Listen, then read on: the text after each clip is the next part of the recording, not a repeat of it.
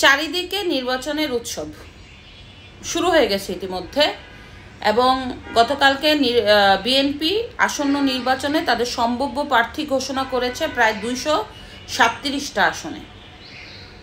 NCP করছে, জামাত ইসলামও ভিতরে ভিতরে সম্ভাব্য প্রার্থী ঘোষণা করেছে, মানে তারা ক্যাম্পিং করা শুরু করে দিয়েছে। তো সবাই ভাবছে নির্বাচন হবে, সামনে নির্বাচন হচ্ছে, কিন্তু বাস্তব কথা হচ্ছে নির্বাচন হবে কিনা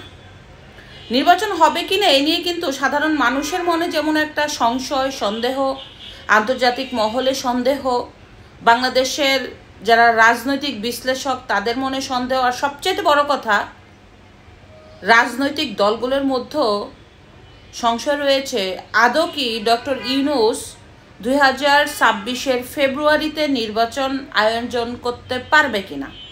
যেখানে ডক্টর ইউনূস নিজেই বলে যে নির্বাচন নিয়ে বাংলাদেশে একটা বড় শক্তি বাধা দিতে যাচ্ছে যাতে যথাসময়ে নির্বাচনটা না হয়।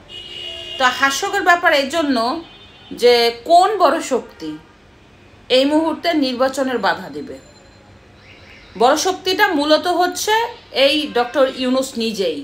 ডক্টর ইউনূস না পেরে অতি কষ্টে নির্বাচনের আয়োজন করেছিল, কিন্তু এখন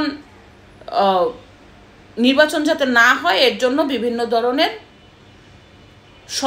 অজুহাত খুঁজতেছে। ডক্টর ইউনূসের যদি একটা ভালো নির্বাচন দেওয়ার ইচ্ছা থাকতো, প্রথম থেকেই সে আইন শৃঙ্খলা বাহিনীর পরিস্থিতি ঠিক করার চেষ্টা করত। কিন্তু আপনারা দেখছেন আইন শৃঙ্খলা বাহিনীর যে পরিস্থিতি, এই পরিস্থিতির মধ্যে পুরো বাংলাদেশে জাতীয় নির্বাচনের আয়োজন কতটা ঠিক হবে সেটাই হচ্ছে ব্যাপার। আজকেও আন্তর্জাতিক এয়ারপোর্ট থেকে নিরাপত্তা বেষ্টনীর চাদরে ঘেরাও করা যে আন্তর্জাতিক এয়ারপোর্ট, সেখান থেকে 60টি আগ্নেয়াস্ত্র চুরি হয়ে গেছে। তাহলে বুঝতে হবে নিরাপত্তা কোথায়। জাতীয় সংসদ মানে ছাত্র সংসদ নির্বাচন হয়েছে, সেই নির্বাচনের আয়োজন করতে যে ডক্টর ইউনূস হিমশিম খেয়ে গেছে। র্যাব, আর্মি, সোয়াট টিম সব ওইখানে উপস্থিত ছিল যাতে বিএনপি মানে ছাত্রদল আর ছাত্র শিবিরের মারামারি কমাতে পারে।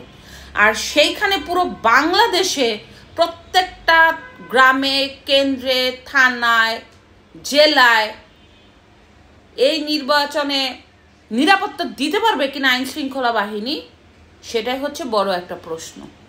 অন্যদিকে গণভোট, এরপরে আছে আপনার জুলাই সনদ বাস্তবায়ন, লেভেল প্লেইং ফিল্ড বাস্তবায়ন, এরপরে আওয়ামী লীগের শাস্তি নিশ্চিত করা, এরপরে হচ্ছে 14 দলের এই কার্যক্রম স্থগিত করা, জামাতি ইসলাম 8টি ইসলামিক দল সহ আন্দোলনের ঘোষণা দিয়েছে। যদি এগুলি বাস্তবায়ন না হয় তাহলে আন্দোলনে নামবে। অন্যদিকে বিএনপি বলছে গণভোট হতে হবে নির্বাচনের দিন। তো সব মিলিয়ে স্যারাবেরা অবস্থা। এই স্যারাবেরা অবস্থায় সবার মনে সন্দেহ নির্বাচন হবে কিনা। যদিও এর মধ্যেই মানুষের মধ্যে উৎসাহ যোগান দেওয়ার জন্য বিএনপি প্রার্থী ঘোষণা করেছে, তবে এই প্রার্থী ঘোষণার মধ্যে দিয়েও বিএনপির অনেকটা মনে কষ্ট আছে, সন্দেহ আছে যে আদৌ ডক্টর ইউনূস নির্বাচন দিবে কিনা। আন্তর্জাতিক মহল বাংলাদেশের দিকে দৃষ্টি আকর্ষণ করে রয়েছে, যা সাধারণ মানুষ রয়েছে। আওয়ামী লীগকে বাহিরে রেখে নির্বাচনের আয়োজন করা হচ্ছে। তো যারা বড় বড় কথা বলতো যে আওয়ামী লীগ ভোটের অধিকার কেড়ে নিয়েছে সাধারণ জনগণের, এসব বড় কথা বাংলাদেশে আর চলবে না। এবং আওয়ামী লীগ নির্বাচনের আয়োজন করেছে হাস্যকর নির্বাচন, এখনও হাস্যকর নির্বাচনের আয়োজন করতে যাচ্ছে ডক্টর ইউনূস। এটাই হচ্ছে বাস্তব কথা। তো শুধুমাত্র ক্ষমতায় যাওয়ার জন্য কাদা ছোড়াছুড়ি রাজনীতি করে, এটাই হচ্ছে বাস্তবতা। দেখা যাক শেষ পর্যন্ত নির্বাচনের আয়োজন করতে পারে কিনা ডক্টর ইউনূস। ধন্যবাদ।